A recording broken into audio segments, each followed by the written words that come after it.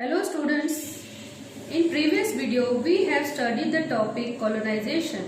Today we will study about the topic how do we know administration, मतलब कि हम प्रशासन को कैसे जानते हैं. So let's start. See page number 5. We have studied previously topic colonization and second paragraph and the topic is how do we know administration.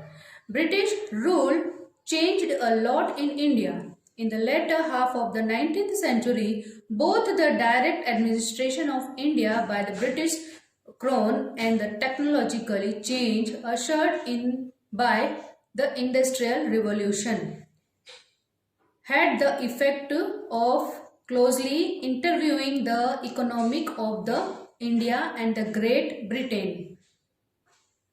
In fact, many of the major changes in the transport and communications, they are typically associated with the Crown rule of India, had already begun before the mutiny.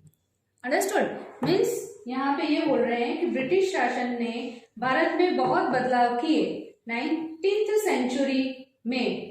अर्थात के में British crown द्वारा भारत के प्रत्यक्ष प्रशासन और औद्योगिक क्रांति द्वारा शुरू किए गए थे. समझे आप? तकनीकी परिवर्तन दोनों ने भारत और ग्रेट ब्रिटेन की अर्थव्यवस्थाओं पर बारीकी से प्रभाव डाला. वास्तव में परिवहन और संचार में कई बड़े बदलाव म्यूटिनी से पहले शुरू हो गए थे. सेकंड है, all the changes were secured in the form of record. These records were written by British officials to keep the track of their work and changes done in India. The British felt all the important documents and the letter needed to be preserved. Specialized institutions like archives and museums were established to preserve important records. Several other sources studied together to give a better picture of administration.